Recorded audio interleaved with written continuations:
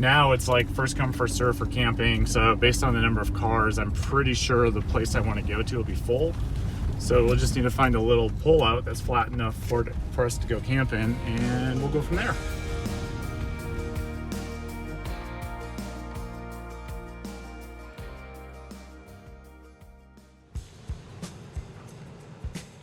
Okay, one of the biggest questions I've heard about traveling in a COVID world is where the hell do you stay? Hotels are just super depressing. If you want to sit in them alone, look at the freeway, and eat from a styrofoam container, that's available, and there's like 4 people in the entire hotel. Up to you if you feel comfortable or not staying in a hotel. That's something I really don't want to do very much. Same with you? Yeah, no, it's definitely not a preferred way to travel. Our plan is to camp pretty much everywhere we go across the United States, mostly out of cities.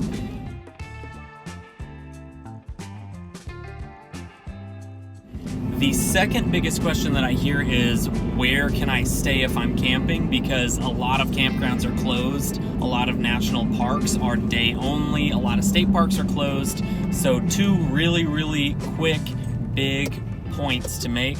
1, you can stay in almost any national forest for free.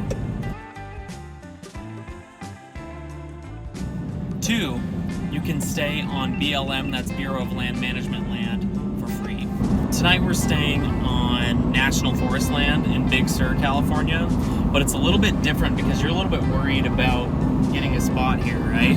Yeah, it's one of those campsites. If you go to their website, you don't see it listed as a campground, but Google Maps shows it now. There's, I think, like 7 campsites, 7 camp rings in that area, and it's first come, first serve. There's like no ranger, so the good and the bad is everyone has to be a good steward. So when I was there, it was pretty clean. It wasn't a well-known place because it wasn't on Google Maps, but so it'll be interesting to see how many people know about it now and what it's like.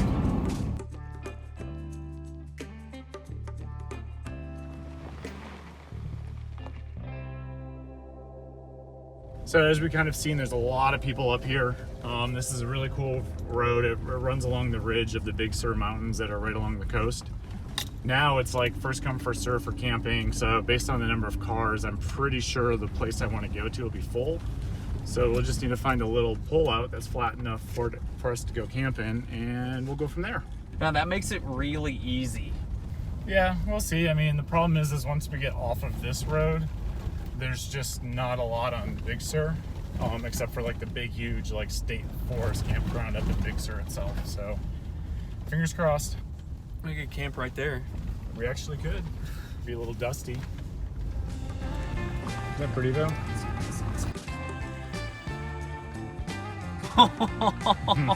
I was originally intending on going, but it's a little busier now than it was before. So coincidental for 2020. yeah, well, everyone's wanting to get out. I don't know how the heck you'd get a big group in here with all these people. I think this might work.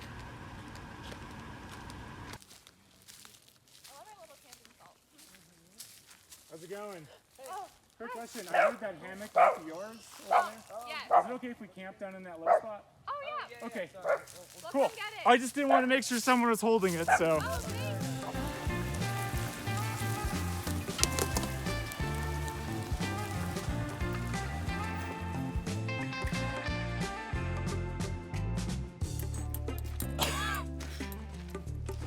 A little dusty up here, but it's par for Cali. No, it's my COVID. Oh, great.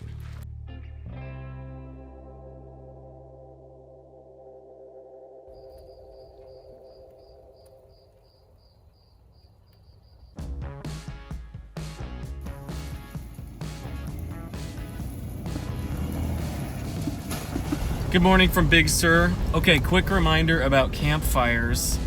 After we passed a bajillion no campfire signs, it sounded like somebody that was camping up near us had a crackling campfire. It was like 11 at night when the rangers came in like surgically, like And I don't know if they got fined or what, but I do know that the minimum fine in California is $5,000, just to really deter people. Sounds like these people were probably nice about it, and I'm guessing there were no fines, but you know, if you're not in a good mood and they're not in a good mood, it could cost you $5,000 at least to have that fire. you don't have a fire? No.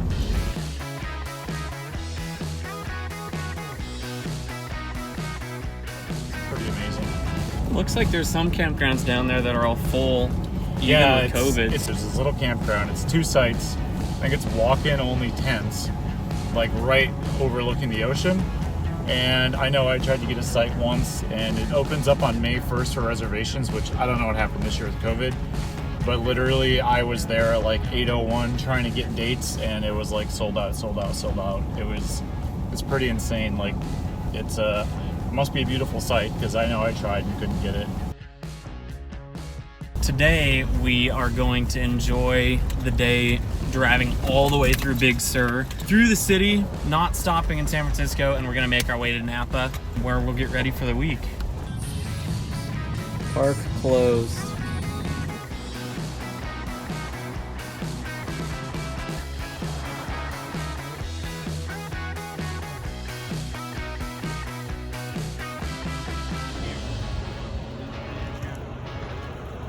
A little busy. Yeah, it's just chill like usual.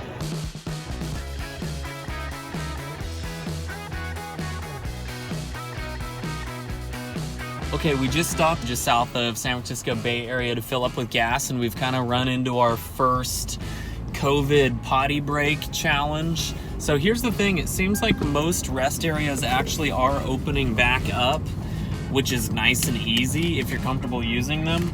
But once you get into urbanized areas, there's a lot fewer rest stops, and it's kind of awkward. What's the plan? There's a Burger King right here, so we'll see if we can get in there. You can't even go in the Burger King? Doesn't look like it. You gotta buy something at a grocery store to use their potty? Not usually. Double duty would be a Starbucks inside of a grocery store, because they're usually pretty good too.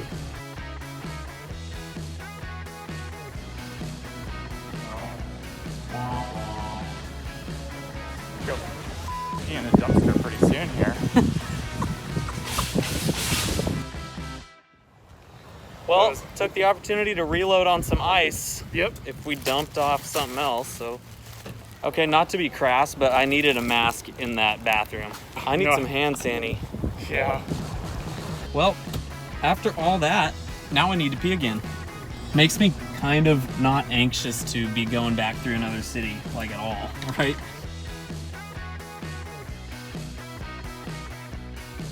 San Francisco is one of my favorite cities, but at this point in time with COVID, like happy to just save it for later.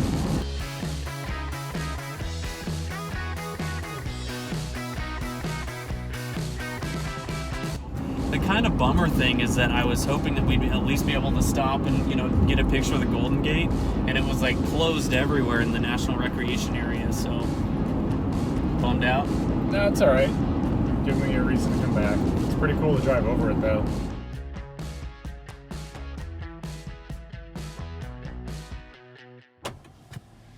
What?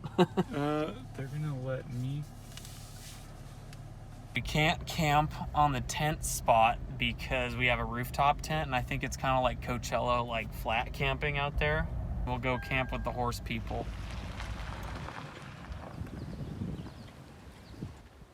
Where's your horse?